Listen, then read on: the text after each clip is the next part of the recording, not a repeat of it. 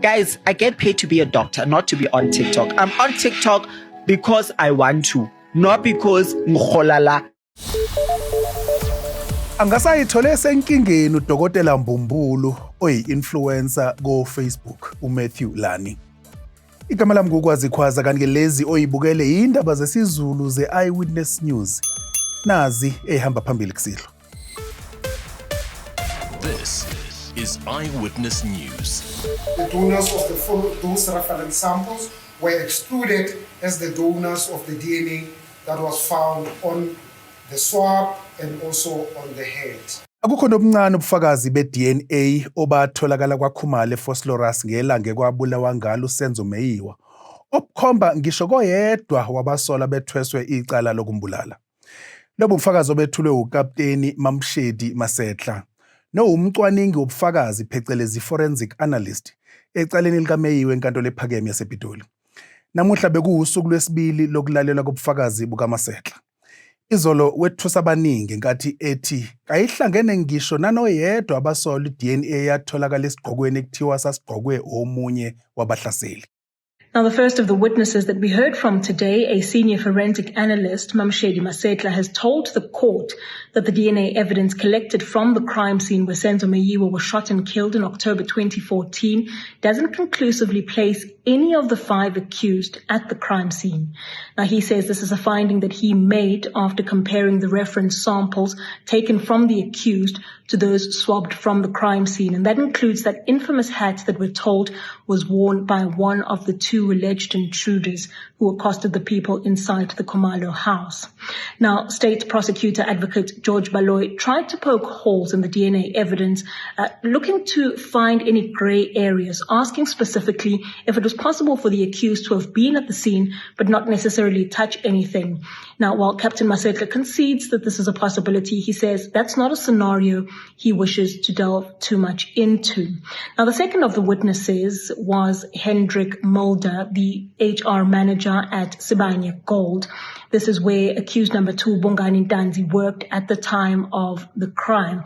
Now, he says there was no record that Ntanzi was ever at the workplace on the 26th of October, despite Ntanzi initially telling police that he was at work on the day that Kwezanamuhla was killed. The employee records that were submitted by Mulder onto the record in court show that the last time that Ntanzi was ever at work was the day before the murder on the 25th of October, and the next time he returned was on the 2nd of November. During that 5-day period or so, he was never seen on the premises of Sibanye near Carltonville. Abakwa-Statistics South Africa banikele kuMengameli Cyril Ramaphosa umbiko oqukethe imiphumela yobalo lwabantu lwakabusha phecelezi census ePitoli namhlanje. Imiphumela namuhla isithatha isikhathi eside kakhulu kwazise yagcina ukuphuma eminyakeni engaphezulu kweshumi edlule. Lo mbiko uqukethe imininingwane ngenani labantu abakhona kulelizwe njengamanje, amanani ngokobuhlanga, ukuthi bahlala kuphi kanye nokunye.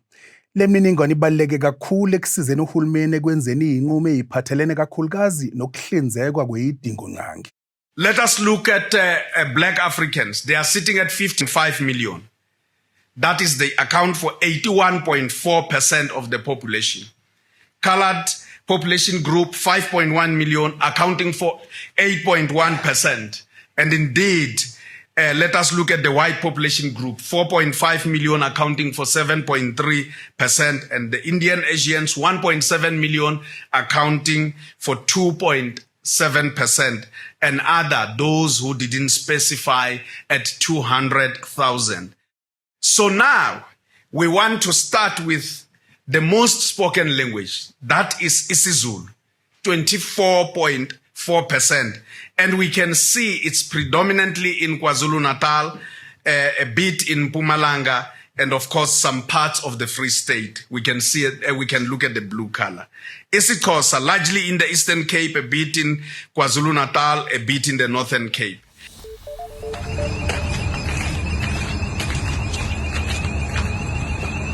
هذا الحي حي أبو القاس بسموه منطقة الرمال. يعني بدي أحاول أغطي لكم قد ما أقدر. Iqembu lasePalestine Hamas selexwayise ngokubulala izakhamuzi zakwa-Israel eziyikhulu eliyithumbile umizwe lakwa-Israel lingayeki ukuhlasela eGaza Strip. Selenyukela kungenani kuba yi1,600,000 inani labantu asebeshonile enhlangothi zombili. Selokhu impi phakathi kwalezizwe ezimbili iqubuke phansi ngempelasonto. Inhlangano yezizwe ezibumbene inxusa umbutho wezokuvikelwa kwa-Israel ukuthi kuqhube ngokusemthethweni ukuhlasela kwawo eGaza Strip. مدنية الحمد لله على سلامتكم ما ضل إشي ما ضل حرفيا هذه الرمال. In the face of these unprecedented attacks, Israeli airstrikes have pounded Gaza. I'm deeply alarmed by reports of over 500 Palestinians, including women and children, killed in Gaza and over 3,000 injured. Unfortunately, these numbers are rising by the minute as Israeli operations continue. While I recognize Israel's legitimate security concerns, I also remind Israel that military operations must be conducted in strict accordance with international humanitarian law. Civilians must be respected and protected at all times. Civilian infrastructure must never be a target. Kanti-ke masibuyela kwelengabadi, amaqembu ezepolitiki KwaZulu-Natal agxeka umhlolo omtengantengayo ngezehlakalo zokubulawa kwabaholi bezepolitiki kulesiya sifundazwe. Lokhu kuvela emhlanganweni wekomidi eliqokelwe ukuthola isixazululo salenkinga nobubanjele eThekwini izolo kusihlwa. Kunokwesaba okukhulu kokuthi ingase ikhuphuke izehlakalo zokubulawa kosopolitiki njengoba kubhekwa okhethweni likazwelonke ngonyaka ozayo. Kodwa-ke ngiqanda namanje oba sesihlangana manje ingoba vele silungiselela ukhetho. Engicabanga ukuthi-ke imphumela yalo imkhulu kakhulu. Siyibonile imphumela ngenxa yokuthi sokukhona i-tolerance kwi-province yethu. Kukhona ukubezelelana. Sesiyakwazi ukuthi kuye ama-by-election, kuye ama-election. Ingabikho kuthiwa inkatha ilo ne-ANC, DA ilo nobani, Action SA ilo nobani. Sokukhona lokhu ukubezelelana. Sicabanga ukuthi-ke leli komiti lizogcina lo sithembiso leso sokuthi KwaZulu-Natal kube nokuthula, kube khona ukubezelelana. Izinga lokubulala eKZN liphezulu, lokho kutshela ukuthi ibhame ezandleni zabantu ziningi nokuthi uhulumeni fanele abe nomnyakazo ophuthumayo ukuqinisekisa ukuthi labo bantu abaphethe ibhame abaphume umkhankaso wokubulala abanye abantu noma ngabe osopolitiki noma ngabe abahlali nje base South Africa, kodwa fanele kusendwe umnyayezo onzima ukuthi labo bantu baboshwe. Ubevele enkantolo kaMantshi yaseMalmesbury ngecala lokubulala namhlanje umliso osolwa ngokuphemba udlame okushona okungenana abantu abathathu. Kwashiswa inqwaba yemizi khona eMalmesbury eKapa ngesonto. Isakhamuzi esiyibonele ngawaso nesingathandanga ukuthi silidalule igama laso sithabalisa abathathu bakhuza lo mliso wayishaya umuntu. Sithi wabe sedilika emotweni ayishayela wabhokoda ngommese bobathathu labalisa. Kwashona umfanyana one-17 leminyaka. Kubese kuphembeka impi yombango phakathi kwabahlali basemjondolo yaseLingelethu nabase-Samstan. Neze elanyulwa ukufika kwamaphoyisa ohlaka lwe-Public Order Police. The fires were extinguished by the fire brigade. An assessment will be done to determine the extent of the damages incurred. Public Order Police and local members responded and calmed down the unrest situation in the town. Members then discovered the bodies of 2 men aged 48 and 50 who had succumbed to multiple stab wounds. It is believed that the discovery stems from the public unrest. Public Order Police will remain in the area to monitor and stabilize the volatile situation. Amaphoyisa aphenya amacala amathathu okubulala nawezenzo zodlame emphakathini. Kanti-ke sesiphetha sengathi liyamshonela umlisa Mumbo ozenza udokotela la ko-Facebook nosevulelwe icala umnyango wezempilo eGauteng. Kube ukuthi uDr Matthew Lani lo noyi-influencer uzenza udokotela wangempela kwi-social media. Uyithole senkingeni kuleli sonto ngemuva ukuthi inyuvesi yase-Witwatersrand ithe uqamba lihlaza manga ukuthi wanikezwa yiyona iziqu zobudokotela. Nomkhandlu wabasebenzi bezempilo i-Health Professions Council of South Africa usuphumela obala wathi cha nawa umazi.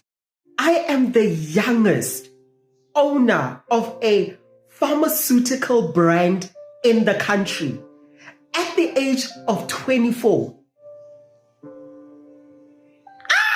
The opening of the criminal case against Lani is in line with the Health Professions Act, which states that practicing whilst not registered with the Health Professions Council of South Africa is a criminal offence, and that any person who uses any name, title, description or symbol indicating or calculated to lead persons to infer that he or she is the holder of any qualification of which they are not shall be guilty of an offense. Like, share, subscribe. Nibe nobusuku obuhle. Eyewitness News, in touch, in tune, and independent. For the latest, log on to ewn.co.za or ewn.mobi.